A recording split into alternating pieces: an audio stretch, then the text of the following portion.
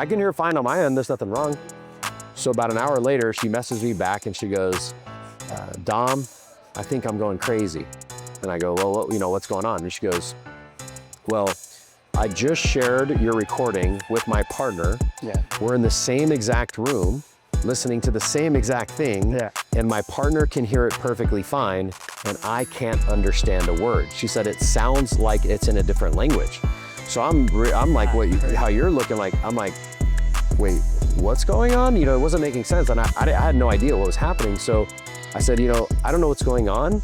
Let's talk about it in our session next week. Every fighter in this game will tell you that the same thing eventually. The hardest opponent you face isn't across the cage, it's the 6 inches between your own ears.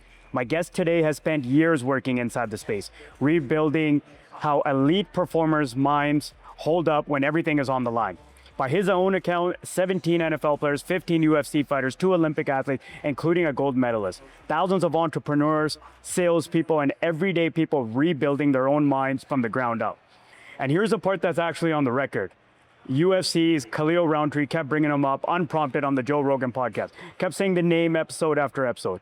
Fighters started listening until Eric Andrews got on a plane and landed in Vegas, slept on the training partner's couch, and went and found it himself. He's been brought up on ESPN. He's been talked about in names and rooms he wasn't even in. But he didn't come up through psychology programs. He didn't come up in locker rooms. He came up selling insurance for 11 straight years, figuring out deal by deal, conversation by conversation, how the mind actually decides what it believes is possible. Then he found hypnosis and everything changed. Today we're gonna go deep, the mental blocks that quietly run people's lives, the money stories we don't even know we're carrying, and what actually happens in the mind while we sleep. Ladies and gentlemen, from Las Vegas, the man UFC fighters can't stop talking about on the biggest podcast in the world without him even being in the room, the man they call Dom the Hypnotist. What's going on, man? Yeah, that was a good. How did you find out all that information? You must have read. Did you do my webinar or something? My live session? I followed you for a while, bro. I followed, we've known each other before I even knew you were doing this. I feel like I was already training when I moved to Vegas, 9 years ago. Okay. I think I was doing jiu-jitsu for about a year before I found hypnosis. So I think we were training together before then, and then once I got into hypnosis, that was about a year into it. So yeah, man, that's crazy that you had all that. You definitely did your research. So where does that come from? So you were in sales, you were in insurance sales. Yeah. And so how long did you do that for? I did that from 18 to 30. I had a couple other entrepreneurial journeys in between. Okay. And then towards the latter, I did really well in the beginning. And then towards the last year to 2 years, I just kind of started falling off and I just lost the excitement and the passion for it. And so I remember, I actually moved to Vegas to be able to do insurance because before, back in California, I was traveling all over the state. Right. And so I had the opportunity to come here and be like the only person in the company that would work this area. Got it. And part of that was, speaking of jiu-jitsu, is I wanted to be able to work somewhere where I lived and then be able to do jiu-jitsu. Because before I'd be traveling 2, 4, 6 hours. Gotcha. So that's how I landed here. And then, one thing led to another, which ended up leading me to my journey of doing hypnosis. So then where's the whole hypnotist idea come? Like, where does that all play into factor? It wasn't even an idea, man. What happened is in October of 2018, my mom, she called me one day and she's like, oh, son, I got something to share with you. I'm like, what's up? And she goes, I just went to this NLP and hypnosis course and it changed my life. Like, you got to do it. And I'd always been in an NLP because when you're in sales, most salespeople and business owners kind of come across NLP and hypnosis. Right. But I never knew how to learn it. I thought it would take, 4 years of a college degree to learn, to become a hypnotist. NLP is like a hypnosis, NLP is neuro-linguistic programming. Right. It's a form of mindset stuff. And so she wanted me to go to it, but back then it was like $5,000 to go to this program. Yeah. And I was flat broke. I went through a whole, a failed business. I started a solar business. It didn't work out, which got me back into insurance. And I got to a point where I was just in such financial debt and hardship. I sort of just let everything go. I called the bank, said, hey, come get my car. I stopped paying all my credit cards. I eventually paid them off later. And so my mom wanted me to go to this course. I said, I don't got the money. So then December of 2018, she surprised me with the introduction hypnosis course as a Christmas gift. It wasn't the same $5,000 course that she went to, but it was like a little 2-day thing. Right. So I'm going in this course with no desire to do hypnosis as a living. I just wanted to do it to work on myself, because I knew the reason I was having my ups and downs with finances and business and everything, I knew it had to do something with the subconscious. So I went to this course, again, no desire to do this for a living. And in those 2 days, it may sound corny to some people, but I really found my calling. I was like, oh, this is what I'm supposed to be doing in my life, not this other insurance stuff. So I remember getting out of the course. I remember standing in my shitty apartment at the time, and I looked up at the ceiling and I said, man, this is it. Like, this is what I've been searching for my whole life. And so I said, okay, this is what I want to do. I don't know what the hell I'm doing. So I'm just going to start hypnotizing as many people as I possibly can. So over the next 2 weeks, I hypnotized about 100 people for free, just like quick little sessions and practicing. And 2 weeks to the day, I woke up, had 10 appointments on my calendar to go sell insurance. And I got ready, put on my clothes. Back then I used to like cover up my tattoos, right? Because you're doing insurance. Yeah. And so as I started walking out the door, something like just stopped me. It's like my soul was like, nah, bro, we're done. And so I messaged my assistant. I said, hey, call everybody on today's calendar, tell them I'm not coming in today. And I said, that's it. I'm never selling another insurance policy ever again in my life. And I quit. And as they say, the rest is history, right? You're broke at that time too. Oh yeah. So you literally needed that insurance money to live. Oh yeah. So what happened is, I had like a Panamera at the time, had all this credit card debt, and my bills were just stacked up. And so I got rid of all that stuff. And at the time, my now wife, my girlfriend back then, she worked she got a job as a property manager. So we were able to get like a 2-bedroom apartment for $700 a month. And back then we used to split bills. Mm-hmm. So at that time, my bills were like $2,400 a month, which would be amazing, but Yeah. And so I said, you know what? I know with my sales ability, and I even learned how to market like Facebook ads and stuff when I was doing insurance. I said, if I just really put my mind to it, if I could just pay my bills just to get by, I'd rather do that. Because, the thing with insurance, I always made 6 figures. The problem was that I would spend it and I would sabotage it, Right. And so I knew that if I really put my nose to the grindstone, I could at least scrape by and pay my bills. So that's what ended up happening. I'm grateful that it did, because that's funny. When I used to drive around in Vegas selling insurance, I remember just thinking like, fuck, man, is this what I'm going to do for the rest of my life? Like, I've been doing this for 12 years. I can't imagine doing this for another 10 years. And I looked at like different side hustles. You mentioned you do stocks. Yeah. So I bought like a stock trading course, didn't really work out. I did the solar thing, didn't really work out. And nothing worked out, which looking back, all led me to, this journey that I'm on now. That's what it is, right? It's always the dots are connecting. Yeah, you don't realize it when you're in it. You're like, fuck, this sucks. And then after it But you had to have had a supportive partner that was like, because you're going from, we can consider insurance sales a stabler job than going, listen, I'm going to start hypnotizing people. Yeah. And listen, we're these many months behind on our bills. Yeah. I have no money, but this is what I'm going to go do. Right. Actually, now that you say it like that, it's pretty stupid logically. And no, my wife is my biggest supporter. She even helps now with the business and everything. And she was my first real guinea pig. When I got back from the course, I'm like, all right, let's try this. She's always been that kind of person that's practiced with me, and yeah, super, super supportive. That's interesting. My wife never second guesses me.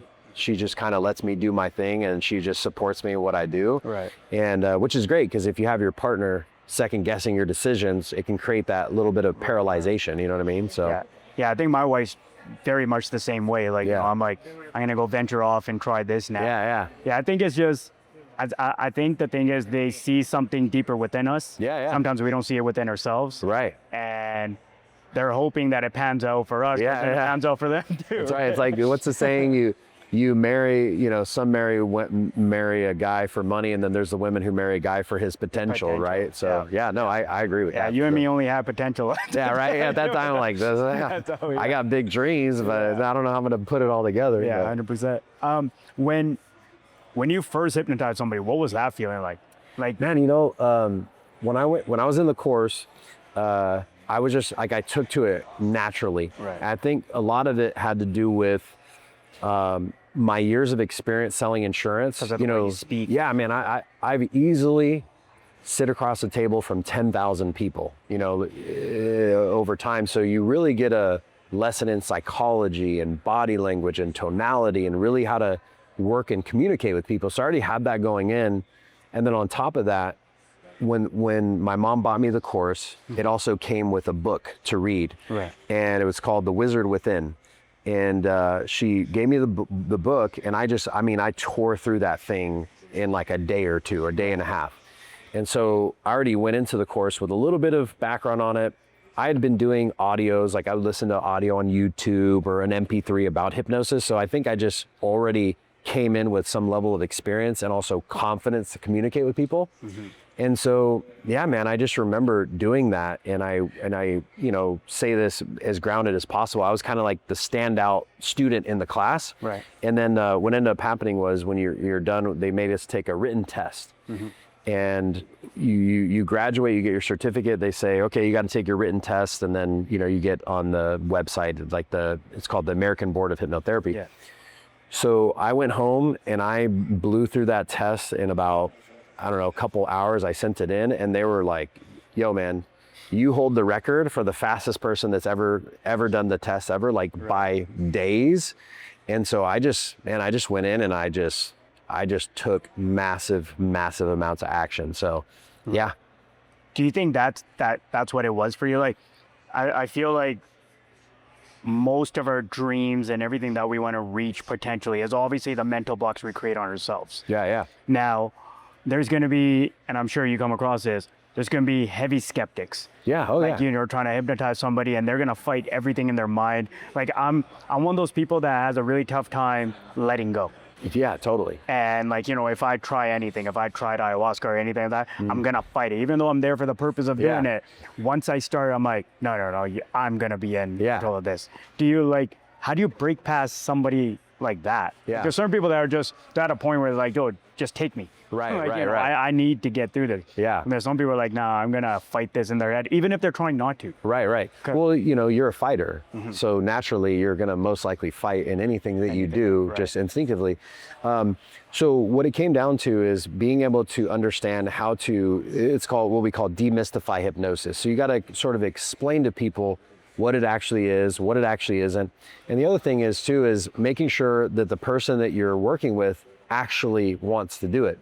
So if somebody is set on, it's not going to work for me, this is, whatever, I'll just like, okay, that's fine. Like, I don't care. I have plenty of clients, I don't need anybody to I don't need to convince anybody to do it per se. So, but really it came down to practicing. So you asked me, what was it like my first person I hypnotized? So in the class, it's one thing because everybody paid to be there, everybody's into it. But once I got in the real world, I'm like, oh shit, man, is this going to work? I don't know what's going to happen. And it's funny because every person that I hypnotize, especially in the beginning, I'm like, all right, is this the time it's not going to work? Is this the person it's not going to? And just every single person it works on. So, it's a lot of just understanding. And again, this goes into the psychology of understanding people, right, and understanding how to use metaphors and overcome their mental objections to letting go of an experience. And one way for people that are like want to be in control or they're like fighting things, what I always say is this: listen, people who have a high need to be in control are the most out of control, if you think about it. Yeah, that's true. Because I agree with that. If you have the need to be in control, that is controlling you.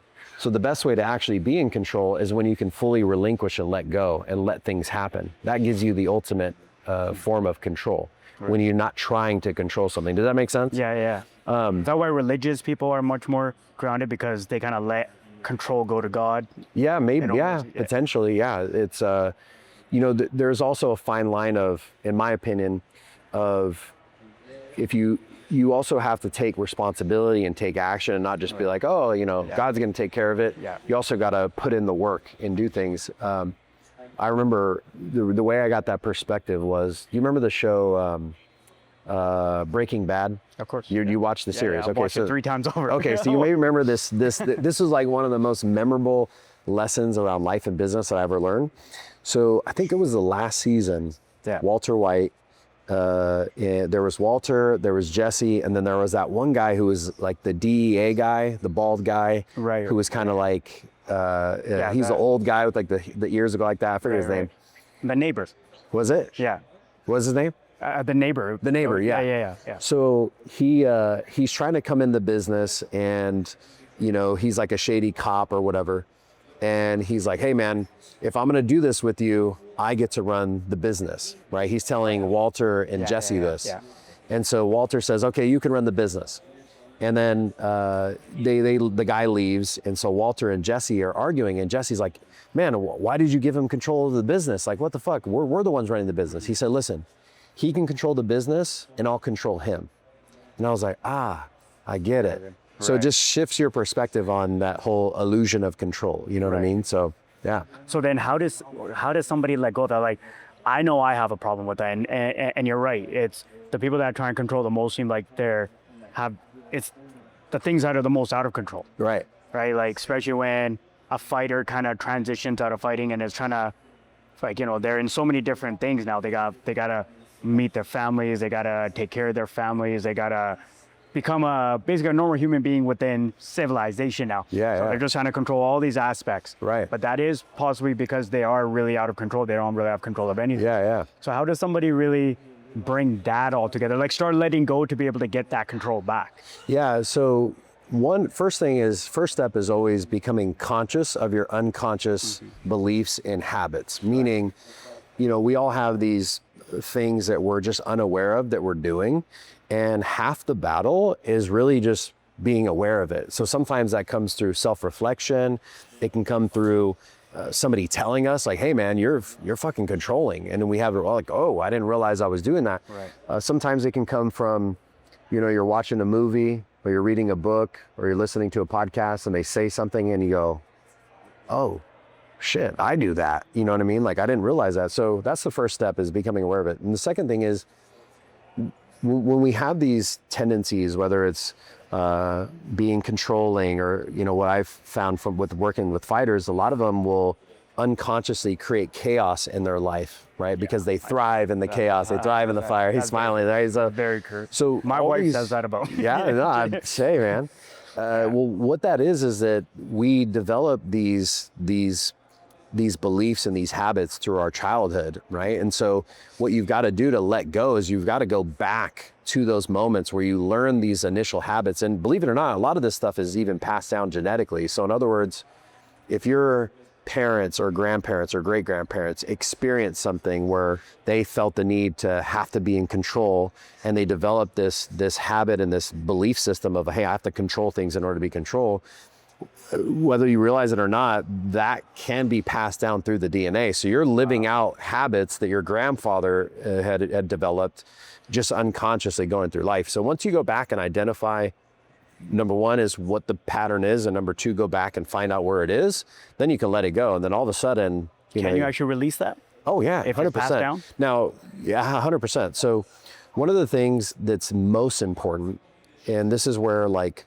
therapy, even coaching, or listening to podcasts or reading books around this stuff will fail, is because before me or anybody on my team, before we do any type of change work with a client, we always have to get permission from the subconscious mind first before we move forward. So what does that mean? So we have our conscious mind and our subconscious mind, right? Our conscious mind is 5% of our brain power. The other 95% is the subconscious. The conscious mind is more of our logical, analytical mind, right? The subconscious is where all of our beliefs are. So everything we experience through life, our subconscious mind is recording it, every single thing we've gone through. So what happens is, have you ever known like, hey, I need to do this, or you consciously know like what to do, but then you don't do it for some reason? You know what I'm talking about? Just whatever it may be. It could be big things or small things. Right. Well, typically that happens because there's an internal conflict between the conscious and the subconscious, meaning the 5% is saying, yes, I want to do this. The 95% is saying no. So what happens is, if you logically know like, hey man, I need to stop doing this chaos thing, or I need to stop doing this control thing. Logically, you know, like this is not good, but if the 95% is saying, no, we've got to hold on to it because this is how we survive, this is how we protect ourselves from danger, it doesn't matter how much coaching, therapy, reading books, podcasts you do, it won't work. So the first thing we do is have a conversation with the subconscious and get it to say, hey, okay, yes, I'm in agreement. The subconscious mind, it's okay to let go of this habit or this behavior. And once you have the conscious and subconscious mind in alignment, that's how you're actually able to move forward. How long does a process like that take? Because I know what you're talking about, and I will tell myself, like, you know, relax, like, you know, let go, control. But then life just starts happening and you go right back to what you're used to. Which is may not be beneficial to you anyway, but you're just used to it. It's kind of like when they say, like, you know, somebody that comes from abuse or trauma, they go back to that. Even though it's not good for them, it's just what they're used to. So how do you not fall back into that pattern? Because I know what you're saying, because I've tried that. And there's been a day I'll get by, a couple days, a week I'll get by, then something will happen and I'll just completely just go right back to where I came from. Yeah, so exactly what you're describing is exactly what I mentioned. Your conscious mind is like, hey, let's do this. And we try to use willpower and discipline to make it happen, but then the subconscious will revert back. Now, typically when the subconscious mind will revert back is when it feels unsafe, threatened, or like it's threatening your survival. So what do we do in those instances is we regress back to what we know. So to answer your question on how fast, well, when somebody is ready, typically means they've had enough, like enough is enough. And with those clients, that can happen in literally a matter of 10 minutes. Like you can go into the subconscious, reframe why they want to hold on to it, go back and find where it came from and let it go. Until somebody is 100% ready to actually do the work, it won't work. So for example, you know, we get clients that come in and they say, hey, can you hypnotize my husband to blank? Or can you hypnotize my wife to blank? Or can you hypnotize my kids to blank? And our first question is always, well, I know that you want this for them, but do they want it for themselves? Because if they don't want it for themselves, none of it's going to work. So first, the person has to be at the point where they're like, all right, I'm ready to change this. I'm ready to let go. And then once they're at that point, it's a matter of, again, and I know it might sound impossible or ridiculous or crazy, but in a matter of, like I said, 10 minutes, you can go into subconscious and just rewire it, and then they have a whole new perspective. You see, what happens is, so let's say, for example, you were 3 years old and something happened with your parents or whatever, and it made you believe, like, I have to have control in order to survive. I have to be this kind of controlling person. Well, now what's happening is your subconscious mind is perceiving whatever you experience through a specific lens, okay? And from that moment forward, you now have developed this habit of control or chaos or whatever. Now, when we go back to that 3-year-old memory, let's say, and we shift the perspective of what it actually means and get your subconscious to realize, hey, you know what? This controlling thing isn't actually serving me. It's not keeping me safe. It's not actually helping me grow. It's actually limiting me. Once your subconscious mind has that perspective, instantly it's changed in that moment. So the challenge is that just like people struggle with diet and smoking and anything else, is they can consciously know what to do, but if the subconscious mind isn't in alignment, it doesn't work. So the reason why people have challenges so much changing themselves, like you said, I try this, I try that, is because you're the person that got yourself in that place in the first place. You're the one that got you there, so having yourself get you out of it can be challenging. And this is why I think 3% of people quit smoking cold turkey. 97% of people need some type of procedure or that actually end up quitting. And it's because, again, you've got to have somebody else come in and help you work through that. And when you do that, you know, things shift. So it's like, say it's somebody that remembers, or how do you get to the source of where you think that whole narrative is working from? Because I have this thing where I'm sure stuff has happened in my childhood, but it's been tucked away so far where it's almost like you would have to dig really deep for me to even remember that's what it was, or this even happened. Do you not come across stuff like that? Like, no, I mean, I know, again, it might sound unbelievable. It's how we do it is we ask a series of questions. And we do what's called a breakthrough process. So it's the first thing we always take our clients through. And what we do is we ask a specific series of questions in a specific order, which starts to get your subconscious mind to open up and bring to the surface whatever this thing is coming from. And once you identify, hey, I'm creating, I'll give you an example, right? I had a client, I have thousands of stories, so I could go all day, but one particular one that's coming in mind, right? I had this client who was a recruiter, and what had happened is she found herself always in these companies that were super chaotic. Like the staff was chaotic, it was a very toxic work environment. And she always found herself sort of in the middle of playing the mediator between two different people, right? So she was kind of, and that's not her job, but just what naturally happened. So, and this was a pattern that showed up over and over and over. So we do the breakthrough questions, and then what we discovered is that growing up, she was a middle child. Right. And so as a middle child, she was always playing the mediator between her little sibling and her older sibling. Right. And so she just naturally just recreated what she had experienced through her childhood, but it was showing up in her work. Right. Now, once we go through and we let that go, literally within a matter of, I want to say 10 days, she completely got out of the toxic company which she was in, and then got her dream job because she's no longer unconsciously, because she had a subconscious need to want to be the mediator. It made her feel good, right? To be able to bring those, so she would find herself in those environments. And, so many examples of those things. Now, if you were to ask her, why are you keep getting in these toxic work environments? She would say, I don't know. It's just a coincidence, right? But no, it's an unconscious manifestation of what's going on because of her upbringing and whatever else. So Do you think that's where a lot of the self-sabotage of people comes in? Like, the money blocks we have? 100%, man. I'll tell you an interesting story about the money block. So a few years back, so it's actually 2021. So I primarily work with business owners, like people that are scaling their companies, entrepreneurs own multiple companies. And then I have a team of hypnotherapists that also facilitate that as well. So a few years ago, I was thinking, how do I improve our client experience, and how do I improve the results that our clients are getting in between our sessions? Because before then, what I used to do, so I basically created this, it's called 6 Weeks to Success. It's a very specific set of sessions in a very specific order that gets a specific outcome, right? And I just developed it by trial and error, working with clients over the years.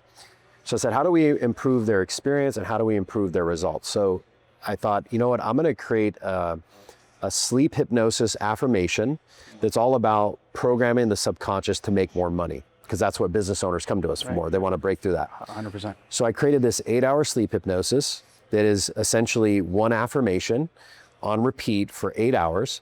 And people listen to it, and while you're sleeping, your subconscious mind is still operating. So even though your conscious mind is checked out, the subconscious is still soaking in whatever you're taking in. Right.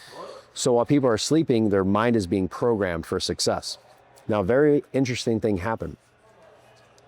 I started to give this to all my clients who I was working with at the time. And within a couple days, people are giving me tons of great feedback. They're like, dude, it's like magic. All of a sudden, these people that haven't been paying their invoices just started paying their invoices. And out of nowhere, I'm getting, my calendars are filling up with appointments, deals are closing, like literally within a matter of a few days. I'm like, that's pretty cool.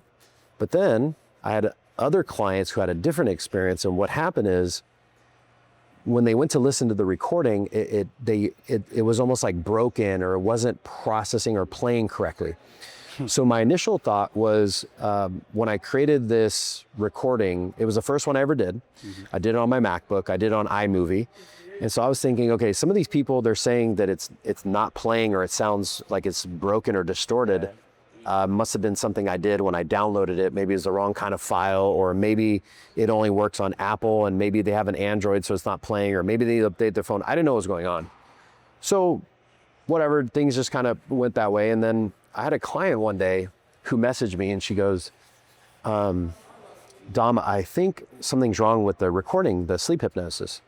And I said, what's going on? And she goes, well, I could hear it for the first 3 days. It sounded perfectly clear. But now when I'm listening to it, I can't understand it. Like, it sounds distorted. And I said, okay, that's weird. Screen record what you're hearing and send it to me. Right. So she screen recorded, she texted to me. When I listened back, I played the video, the screen recording. I can hear it perfectly fine. And so I texted her, I said, no, I can hear it fine on my end. There's nothing wrong. So about an hour later, she messages me back and she goes, Dom, I think I'm going crazy. And I go, well, what's going on? And she goes, well, I just shared your recording with my partner. Yeah. We're in the same exact room, listening to the same exact thing. Yeah. And my partner can hear it perfectly fine. And I can't understand a word. She said, it sounds like it's in a different language. So I'm like, how you're looking like, I'm like, wait, what's going on? It wasn't making sense. And I had no idea what was happening. So I said, I don't know what's going on. Let's talk about it in our session next week. So we do all of our stuff on Zoom. So we hop on our call and she's telling me about it. And I said, okay, I got to see this for myself, right? So I pull up the recording, I share my Zoom, I play the video, and sure enough, I could hear it as clear as day, and she couldn't understand a word. She could read the captions, like the subtitles of what it was saying, but it wasn't processing auditorily. So again, I didn't know what was going on. This is all a new thing for me. And so I just figured my instincts were saying, okay, she was hearing it fine, but then she can't. And this recording is all about making more money. So she must have some resistance or some limiting beliefs or fears around making money, around what's being said. Right. So then I put her in I said, listen, I don't know what's going on. I'm just going to do something and let's see if it works. So I put her in hypnosis. And basically what I did is, so here's the affirmation. The affirmation is, large sums of passive money come to me easily and quickly from multiple sources on a consistent basis, and it's in the best good of all. I can keep, save, invest the money, spend the money, or give it away. Whatever I decide to do, I could do it happily. So that's the whole affirmation, and that plays for 8 hours. It's like a minute long. Listen to it while you're And sleeping. they're just listening, put it on speaker, and you fall asleep. Wow. So what I did is I basically put her in hypnosis and I asked her subconscious mind, why are you not letting me hear large sums of passive money? That's the first little segment.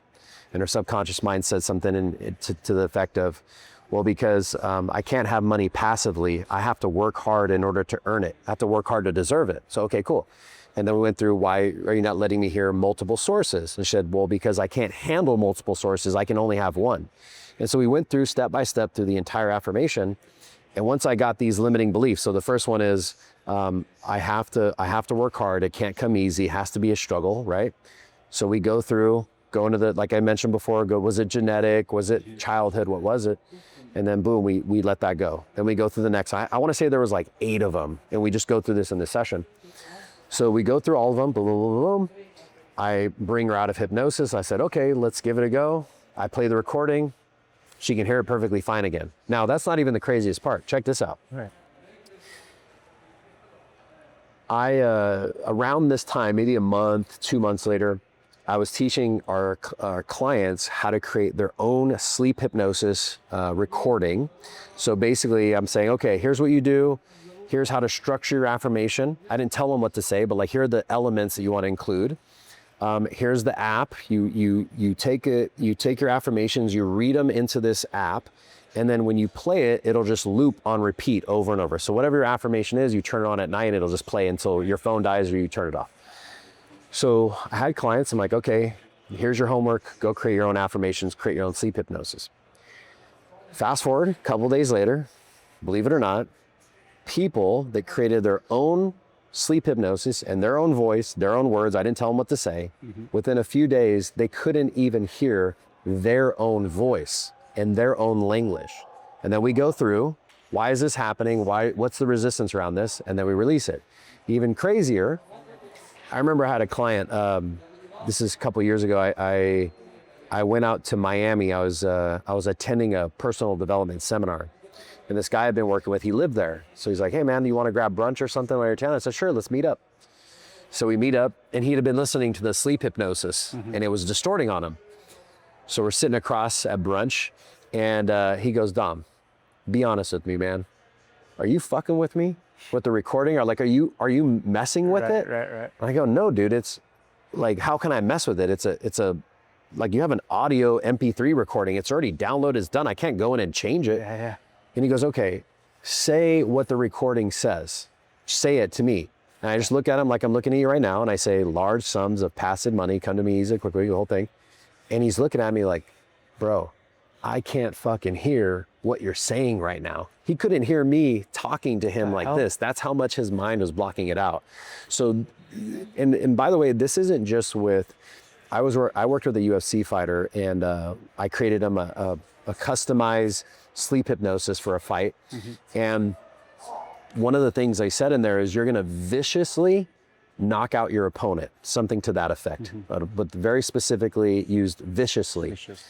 And a couple days later, he's listening to it and he goes, dude, I don't know what it is, but like, I can't understand the word viciously. It's like not processing in my head. He goes, I know I used to know what it means, but it's like my mind won't accept what it's saying. I don't know what this is. So when I asked why. He said, because basically he said, I'm okay with knocking out my opponent, but I don't want to I don't want to hurt anybody.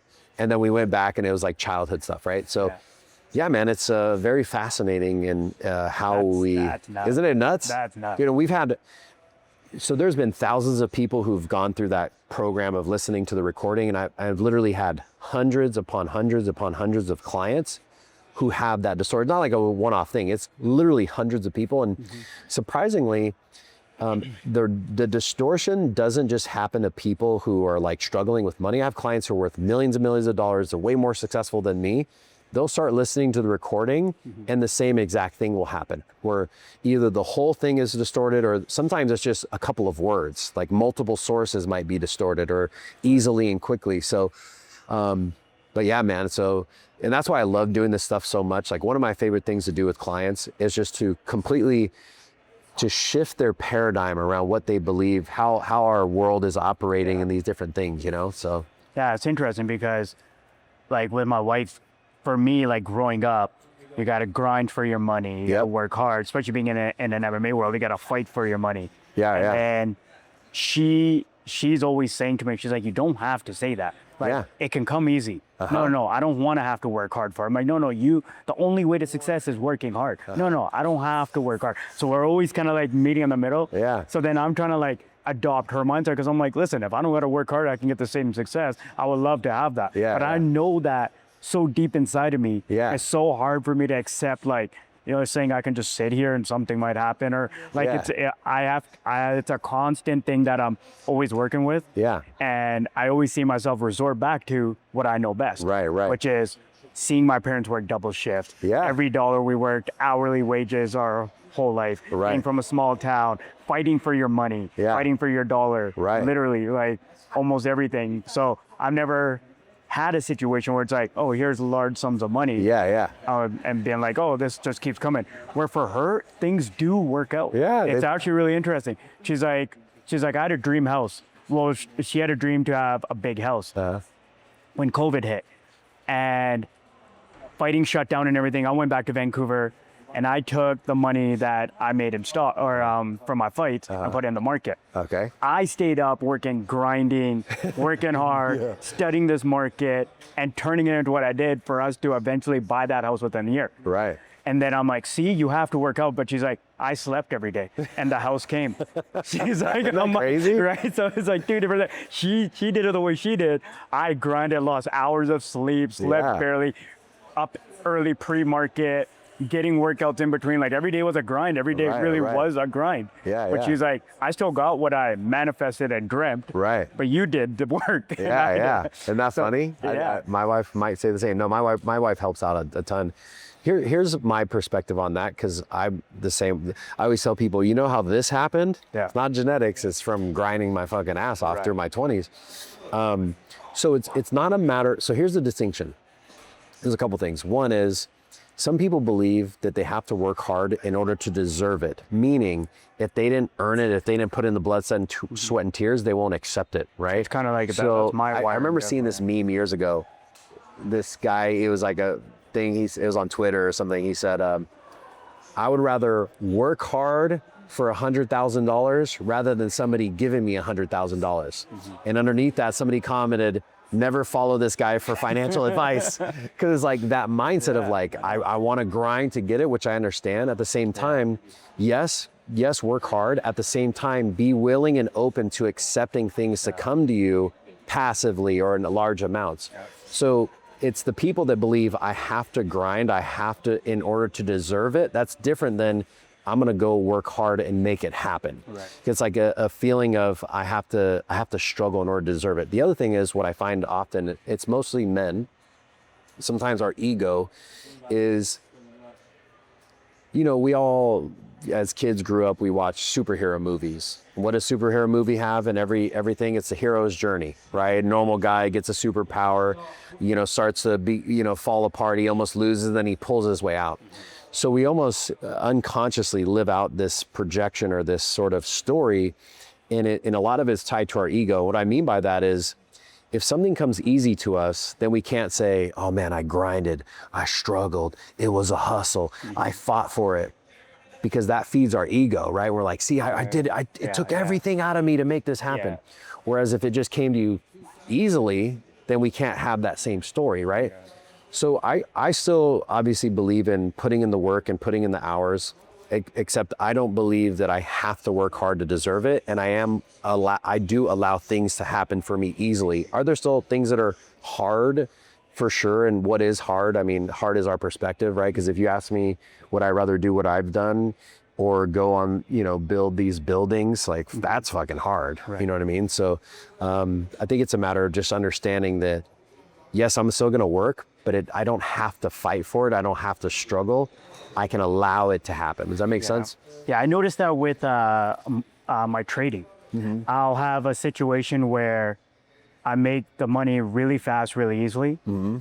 And all I have to do is lock out and call it a day. I've hit the goal. But then I'll go into the next trade and sabotage it. And I know I'm saying it's like, why would you do that? Yeah. And I believe that I'm gonna make more. But I also know there's a chance like the setup isn't there anymore. I'm YOLOing it basically.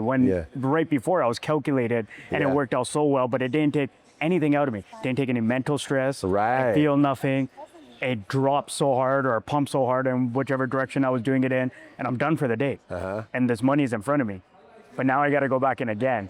And then I give it all back. Right. Because that's just the sabotaging that I'm doing. And I'm trying to become more aware of that it's like almost this weird emptiness when I make it so quick and so easy. Yep. Instead of being content, being like, listen, my whole day just opened up. Now I can spend it with my son. I can go do this. But it's like, but I didn't get that ego, like I didn't get that fulfillment, like I grinded for this, I got it, right? And I'll go back in there I don't even know if I'm going in there to make more money. I think I'm going in there to get that feeling. You're a fighter. You want to fight. Give it back. And now I'm just back to the stress. Back to going, I got to make it back now. And it just becomes a sick cycle that you get caught in. Well, it's great that you're aware of that because most people aren't. But it's hard to break it. For me, like I'm telling you it, and I'm telling you my problem. But when I'm in the moment in it, I will do it. You still go back. I will do it. I know what I'm supposed to do, but I will do it. For a lot of us, peace feels unsafe. Peace feels uncertain. And again, it's all childhood stuff. And what'll happen is like a couple months ago, in a matter, I bought 2 motorcycles or trail bikes, and I took them out. And in a matter of 1 week, my side-by-side, which is like a 4-wheel thing you take on the desert, just was having some issue, was not working. One of my motorcycles, the tire went flat, brand new. And then the other one, I dropped it and the shifter bent and it wouldn't shift into gear. I'm like, what the fuck? In 3 days, all my toys are broken. What the fuck? That's really strange. So I went through and I did my internal process. And what I discovered is at that time, I had got to a point in my business where everybody's operating. I don't really have to do that much. And so for me, my mind is like, well, hey, I need something to keep me busy, or if I'm just sitting around being a fucking lop, I feel like I'm unproductive. So if I give myself these sort of tasks, these self-sabotaging moments, it allows me to stay busy. And again, it's very common that people feel guilty, or they feel like, literally people will feel it, like it's an anxiety when they're supposed to be calm, or it's like, I gotta be doing something. I gotta be, I gotta be fighting. I gotta be struggling. So yeah, man, that's fascinating. But yeah, it's a matter of getting the reframe, getting your subconscious to say, yes, I'm okay to let go. And then once you go back into the subconscious and figure out where it started and let it go, now when you're in those peaceful situations, your nervous system can calm down and you can actually be present and not have that thought of like, okay, this doesn't feel safe. This feels too much, you know? Right. What are some other money blocks that you think people run into? Yeah, so people, especially around like scaling, and it's interesting because looking back on what I know now, had I had all these like shifts in my mindset, you know, my mom was 15 when she had me, and then my grandma was 16 when she had my mom, my great grandma was 16 when she had my grandma, and my great great grandma had my great grandma when she was 14. Wow. So I'm 4 generations of teen moms. So you can imagine all the like trauma and everything that's passed down and having to struggle and having to, so that's the programming that I grew up with. So going back and like knowing what I know now, going back when I was 18, it'd be a different story. But what I find is that, especially with like scaling entrepreneurs, a lot of it is limiting beliefs, not just around money, but around leadership. So feeling like they're not good enough as a leader, or even feeling guilty to being the leader. Feeling like, hey, if I'm the leader, then I'm the first to get attacked, or I'm kind of like the person that's most exposed. So those are the main blocks around leadership, which also has to do often, not always, but with growing our businesses and our income, is being able to lead people, right? Yeah. And the other ones with money are believing that we don't deserve it, we have to work hard for it, that it can't come easily.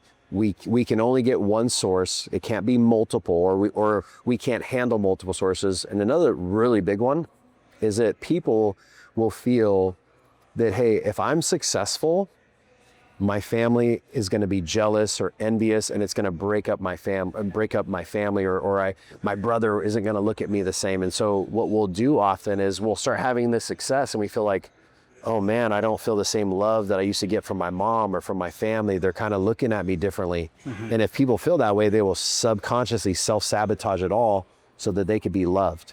So those are the most common ones that I've seen with I actually developed, there's like a list of 28 limiting beliefs that I've seen over the years, but those are the most common ones, are for sure. Like, so then what, they're listening to affirmations to get past all those? Yeah, so the thing is, affirmations are great, and that's a piece to it. Yeah. The most important thing though is you've got to go in and you've got to clear out the resistance first. So let me give you a scenario. And I definitely know that because I noticed my own mind create resistances. Yeah. So like I know exactly what you're talking about. Well, and so think of it this way, right? If we had a brand new Lamborghini and a 1988 Toyota Camry, mm-hmm. and they're on a track, okay? They're on 2 tracks, so quarter mile, half mile, whatever, and they're gonna race, okay? Who's going to win the race? Lamborghini or the Camry or Toyota car? The Lamborghini. Lamborghini, right? Yeah. Only if, there's a caveat though, okay? It depends what's on the track. Because if the Camry has a clear track, but the Lamborghini has all these roadblocks and all these obstacles along the way, it doesn't matter how fast it can go, the Camry's going to get it because it has a clear path. Right. So this is what happens, especially like I look back on my life being 18, I was like the Lamborghini. Had all this potential to go really fast and have all this success, except I had all these roadblocks along the way.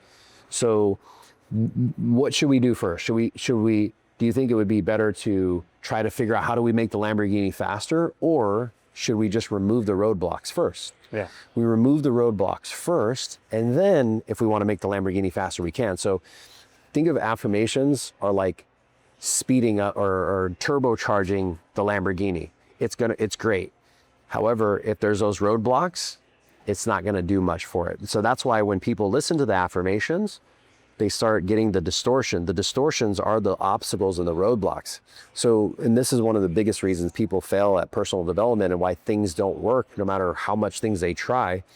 It's because they're so focused on adding, they forget the subtraction, right? So like imagine and I learned this by hiring, different business coaches and stuff. I know a good business coach if I hire them and before they give me anything to do, they go, Dom, let's look at where you're wasting time or where you're spending your time on things that aren't going to give you high leverage return on your investment. And let's remove those things first before I give you anything else to add on your plate. What could be some of those things? For me? Yeah. Oh man, I mean, at each level that I've grown my business, it's been different things, right? So before it may have been back, like I started solo and then I brought on my first person, and then I think we have like 30 something people now. So what it used to be is just delegating things that other people could do, right? Maybe I used to like message people on Instagram, the book calls, that's one thing. Or I used to edit my videos. Oh my God, I can't believe I ever did that. But that's another thing. I do that now. Oh, do you? So listen, like when you're in the beginning and you're the starting. delegating thing is like, I don't give that control up, but I should be delegating. 100%. Instead of explaining it to them, I'd rather just do it myself. Yeah. That like, I just bring on more work. Editing, I'm editing with him, I'm learning it. Yeah. It's No, and again, all that stuff for me, I was the same way, and it's just a matter of clearing out the subconscious blocks. Like, why do I have this thing that's holding me back? And so and through once you remove, you've created space to add more to your plate, right? And it's the same thing with the subconscious. First, before we add anything, we've got to remove so then we can add. And this is where most people, again, will struggle, is they're focusing on adding. Yeah. More books, more this, more that, which is great. At the same time, we've got to remove the resistance in the subconscious so that people their mind has the space to accept it and make those changes. Yeah, because I feel like the resistance sometimes is, once again, a safety blanket. Yeah. Right? Mm-hmm. Because once again, you're used to it, so you keep the resistance around. Yeah. Another thing with the money thing is we all have this sort of financial thermostat, right? Yeah. Meaning we all are used to making a certain amount of money. And just like the thermostat in your home, if it gets too hot, what happens? Your AC kicks on and brings that temperature back down. If it gets too low, your heater turns on and brings it back up.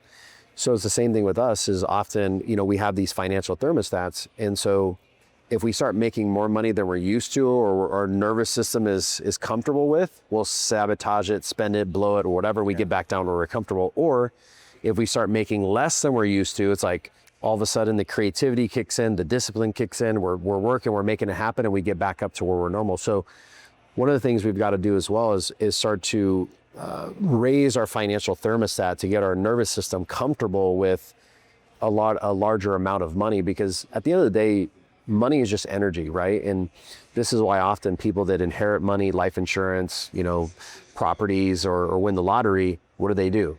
They blow it. It's because their nervous system and their subconscious mind is not programmed to handle that amount of energy. Same thing with fame. Fame is another form of energy. You see often where people blow up overnight, and what do? Drugs, alcohol, self-sabotage, because they have all this energy coming into their nervous system that they're not aware of. And so you really got to work on, again, raising that, getting your nervous system comfortable with it. So when you start getting those bigger checks or the bigger money, you're like, okay, this feels good. I'm fine with this, and that allows you to keep growing. Yeah. Like I always figured, like, people do create a ceiling on their finances also. Mm-hmm. Like I noticed that with traders, I noticed that with myself. Yeah. It's like, you see traders, certain people make $20,000 a day. Then you got a person making $200 a day. Right. But they can never get up to that $500 amount, right, because they don't even believe they can get to that. Yeah. So it's like certain ceilings. You see the same setups, but you're always putting yourself at that ceiling. Like I've had that issue, and I never knew it was an issue. I never knew it was even a ceiling I had created. I was just content with it. Right. And there's definitely, like, I even noticed when there's some sort of business, some sort of work or something, we make a large influx of money. It does feel uncomfortable. Yeah. And it's like these limiting beliefs that my wife, for some reason, I have no problem with this stuff. But I also, like you say, we come from two different households. Right. I wonder, how did she grow up? She grew up, her dad's a businessman. They traveled a lot. Her dad is still in business. My dad had just retired last week and has been working the same sawmill job, hourly wage, his whole life. My mom worked hourly wage her whole life. So there was no kind of like, you get this contract, you get this. You show up, you put in your hours, and you get that. Yeah. And you knew how much your check was going to be. Right. And that's what you took home. Whereas a businessman, you sign a big contract, you maybe got a big influx or something. So she came from something different like that, right? And sitting across from people, sitting across, signing deals, traveling around. Right. We never traveled. Is that how her lifestyle is now? Oh, yeah. Yeah. Oh, yeah. Isn't that funny? Like, gotta travel. We were just talking about it last night. She's itching. And I'm like, if I don't travel for the next year, I'm still okay. Yeah. I'm okay with it. Right. But she's like, gotta go. Yeah. So So that's definitely interesting. And then like just the limiting belief behind honey, like she just thinks it's gonna come. And I try my best not to kind of impose my belief on her because I'm comfortable with knowing that you gotta work hard for it. Every dollar has to be earned. But I want to adopt that. I do, but I don't want to adopt it as in like a BS way of saying. Because I've had situations, I'm like, you know what? I'm gonna do it the way you do it. You know what? I'm not gonna keep bringing up money. I'm not gonna. But it's so uncomfortable. It's not something I'm used to. But I would love to have that same frame. And so here's what I would recommend in that case is, because you're right, that's a big leap to go from like grinding, working hard, and then it's too big of a stretch. And again, going back, your like physical body wouldn't even accept it. It'd be like, oh my God, I gotta do something. So what you can do is just start off small, meaning allow your mind open to the possibility of getting more for what you're already doing. So keep doing the same, but be open to, okay, I'm open to receiving more for the same work that I'm doing. And you'll start to see that happen. And you'll go, okay, this is possible. And then you can go, okay, let me do a little bit less. Not just completely stop, but let me do a little bit less and see if I can get the same amount. And then that'll start to happen. And then before you know it, because listen, dude, the only reason I'm able to come here right now is because things are set up in a way to where, like, obviously this is like, I don't know, I wouldn't consider this work. This is more, I'm enjoying this. But my team's doing everything. But there was a point where I'm working fucking 16 hours a day, every day, nonstop. And in my sleep, I'm dreaming about it, you know?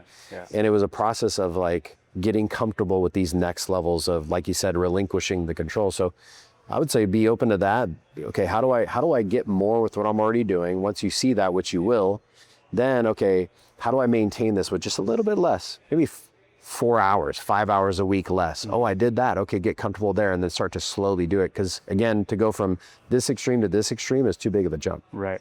Well, like even like how you were saying, when somebody wants to be hypnotized, they got to relinquish control. But then say like somebody like me, I want to relinquish control. I want to be able to drop these certain beliefs to pick up other ones. But the external environment is like, it doesn't let me not think about bills. Like me and my wife were just talking about this yesterday. She's able to have thoughts of vacations.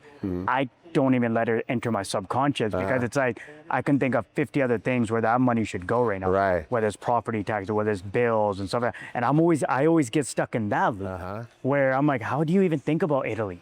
How do you like, where in your day allows you to look up destination or how we can fly business? I'm like, I'm thinking about, we got to pay the property tax. We got to pay the mortgage coming up, like the bills are coming up. Like how can somebody, like you were saying, you were at rock bottom and you were like, listen, I'm going to just relinquish control and I'm going to let this happen.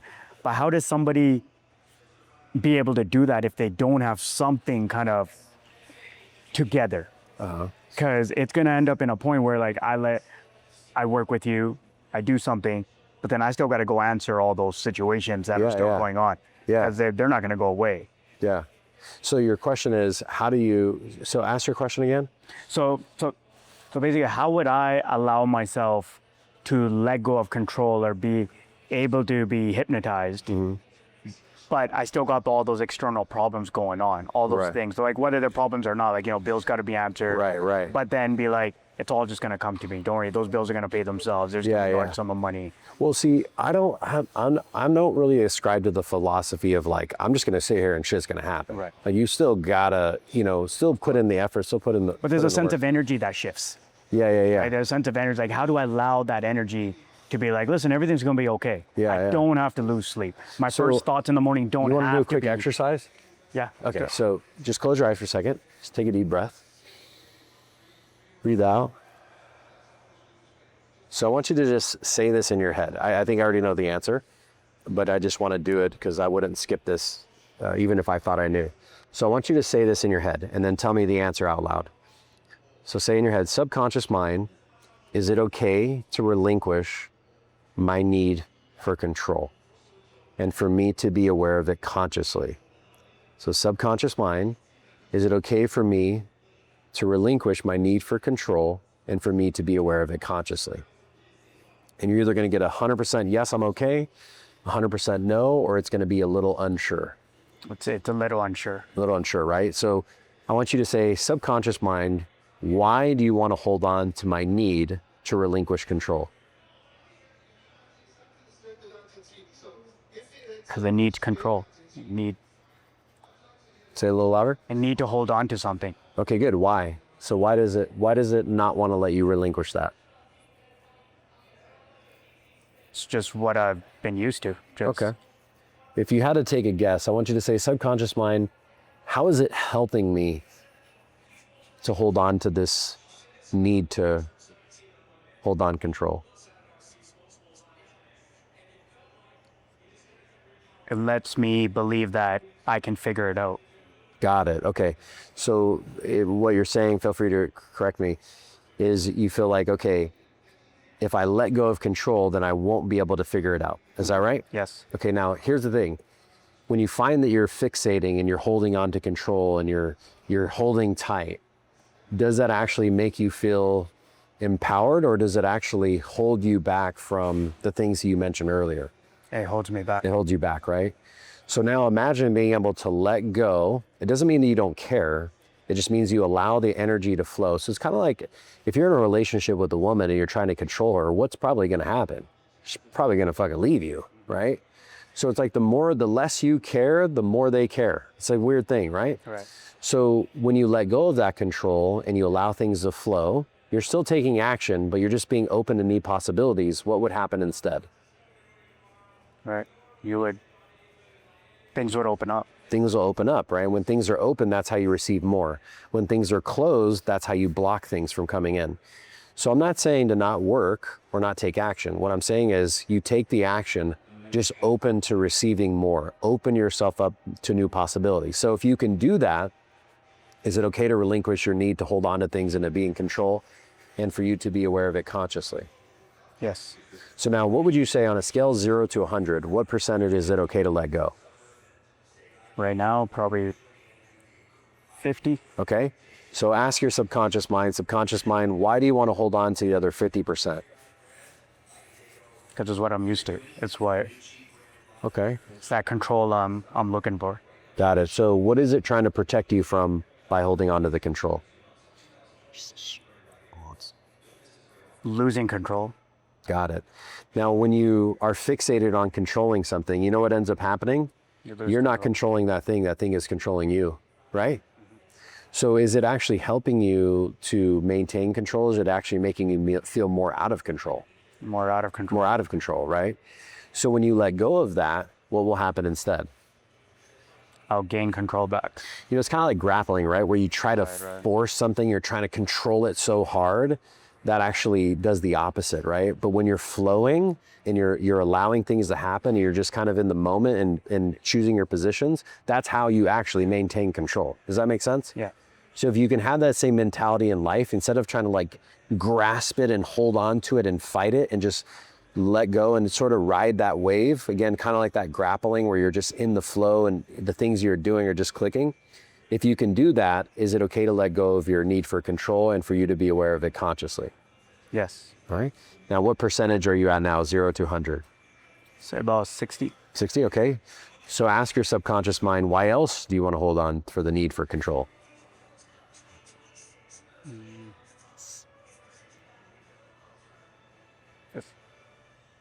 Just what I know. Okay. What is it trying to help you with or protect you from by holding on to the control? Staying in a cycle that I'm used to. Okay. And why don't you say, subconscious mind, how does it help me to stay in that cycle that I'm used to? It doesn't. That's your conscious mind. I want you to ask your subconscious mind. So just say, subconscious mind, how does it help me to stay in the cycle that I'm used to?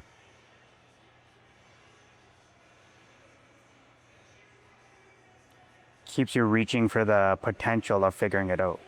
Got it. So holding on to the need for control keeps you working towards figuring out figuring out how to make it work or make it happen. Is that what you're saying? Mm-hmm. Got it. Now, you know, sometimes when we're so fixated on one thing, like imagine if you're holding something in your hand and that's all that you're focused on. What are you actually missing out on? Everything around. Everything around it. So it's a matter of, it's not, again, you're not just letting go and not doing anything. You're still taking action. You're just now being open to the new possibilities of everything else that's around you. So if you can let go of it, and again, it doesn't mean you don't care. It's like when you don't want to delegate things in your business because you want control. Are you in control of your business or your business controlling you? Business controlling. So how do you get better control? Well, you did some of you hired this guy to come and set up the lights. That's actually real control. What the other way you're doing is like, I got to set up the lights. I got to set up the camera. He said, you know what? I'm going to relinquish control to this person, which that gives you the most control. So as you start to relinquish, you have more control. That's what ultimately allows you to hit the goals that you're working towards. So if you can do that, is it okay to let go of the need for control and for you to be aware of it consciously? Yes. Okay, what percentage are you at now? 70, 80. All right, we're almost there. So ask your subconscious mind, why else do you want to hold on to the need for control? It's what I've seen growing up, seeing my dad always have control of the household. Got it. Now, you mentioned your dad, he worked in a sawmill and he worked for many, many years and he had this one job, he get his hourly pay, that was his way of being. Do you think he was really in control or do you think he felt out of control? Probably felt out of control. Yeah. Right? Because he can't make his own decision. I gotta have this guy, I gotta get permission to get time off. I can't get more money if I want. Like he's completely controlled by all his outside circumstances. So sometimes when we're doing that, we will bring that it's like we have no control over here, so then we have this need for control in our household, but really we're out of control because we're always trying to control things. So when you let go of that and you allow things to start happening, allow things to start flowing, what will happen instead? Things around it will start opening up. Yeah, then you get more. So it's kind of like what we discussed earlier about, man, I got to edit, I got to do this, I got to do that. The more you let those things go, the more it frees you up to do the things like you mentioned, your wife traveling, having different experiences. So if you can still, again, we're still working, we're still putting in the hours, we're still doing the stuff. It's just slowly starting to relinquish those controls so you get back your time and you're in control of your life. So if you can do that, still put in the work and do it at a pace that feels comfortable for you, meaning I wouldn't say relinquish everything all right now. Like you start doing things little by little so you can get used to it. If you can do that, is it okay to relinquish the need for control and for you to be aware of it consciously? So what percentage are you at now? So I'm pretty close to 100 at this All right, what do you at, 90 something, what? Yeah, 198. Okay, perfect. So I want you to just say, subconscious mind, why do you want to hold on to that last 2%? Because this is a new concept. Mm-hmm. And so what are you afraid is going to happen by letting it go? Start feeling a different way than what I'm used to. Okay, good. And what are you afraid is going to happen when you feel that different way? Not going to be comfortable with it. Got it. Well, you know, in order to be successful as a fighter, we've got to get comfortable in the uncomfortable. And if you never stepped on the mat because you're afraid you're going to get tapped out or knocked out, you wouldn't be where you're at right now. So you've actually developed your whole life by stepping into those uncomfortable positions. Now, I'm not saying that your first day in the gym, you're going to go and have a full MMA pro bout with a dude who's been doing it for 10 years. That would be stupid. But you slowly start to expose yourself little by little by little. So it's kind of like if somebody's deathly afraid of the ocean, I wouldn't go drop them in the deep end, right? Just put your feet in, get used to it. Okay, cool. Once you're comfortable there, go a little bit further. Once you're a little bit comfortable there, go a little bit further. So what I'm saying is moving forward, if you can do that same thing, sort of expose yourself at a rate that's a little uncomfortable, but it's not so much to where you feel like you're gonna, it's affecting you negatively. If you can start slowly doing it so you can get used to it, your subconscious mind, your nervous system starts to grow and accept it, just like you did back when you started training. If you can do that, is it okay to let go of this need for control and for you to be aware of it consciously? Yes. Right? What percentage is it at now? It's at 100. All right, now open your eyes. What's today's date? July 10. July 10th, perfect. Now, this is what I was talking about earlier. The biggest thing that keeps people from actually being able to let go is the conversation we just had. Right. Because if I can sit here and tell you logically, and I know it, but we had to have that, it's called reframing and finding out what's called secondary gain. So in other words, you had 5 or 6 different reasons why your subconscious mind wanted to hold on to it. Sometimes it's one reason. Sometimes it's one, we reframe it once, boom, it's done. Sometimes it's more. So what you've got to do is one by one, get the agreement, shift it. And as you notice, the percentage started going up. Now that it's 100%, now you can actually start moving forward in that direction. And then the next step would be to go back into the subconscious. I don't know if we have time or whatever, but to go back into the memory of where did this start? Was it a genetic thing? Was it my childhood? Like, what was it? And then once you let that go, that's when it fully releases. Yeah, I wish we do have time. What's We don't. What's that? No, we don't. We don't? No, we Okay, don't. no worries. But I definitely want to do it with you, though. Yeah, hell yeah. I just want to end on this, that I always ask this one question, and I always ask, what do you want the legacy of Dom to be? As a husband, as a hypnotist, as somebody that's making changes in the world. Yeah. What do you want to be remembered for when this is all said and done? Yeah, the work, so we started going beyond just doing one-on-one sessions. And the reason why is I'm only one man, so I can only there's only so many hours in a day. Yeah. So I started bringing other people on my team, and that was so that we can have a bigger impact on more people. And then I was like, okay, well, how do I have the biggest impact possible? And that's to take what I've learned in what we've discovered over the years and start to teach other people so that they can go out on their own and they can have a bigger impact. Because I can only go so fast with what I've got going on. So I want to be remembered by my team, my clients, of somebody who just changed, I don't want to say change the world in an egotistical way, but did my part to make a positive impact in helping people work through these kinds of things. Right.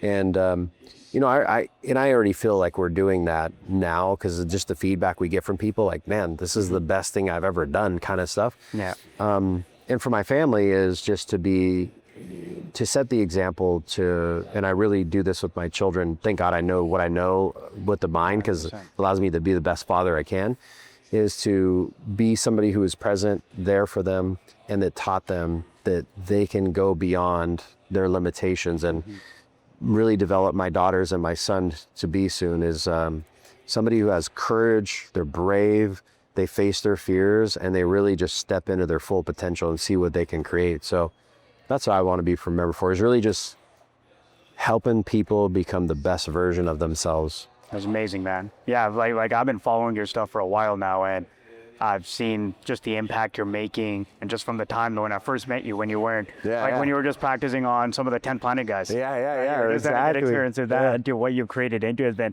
absolutely amazing. Thanks, man. I definitely need to get you back on for an extended episode because I want to go even more in depth on a lot of Yeah, things. if we do another one, we could do the full breakthrough process. What I definitely talked about before. That'll like blow you away. That's just that little thing we did there is. Because I'm one of those people that wants to be guided in that way. It's just who can guide me. And Yeah, same.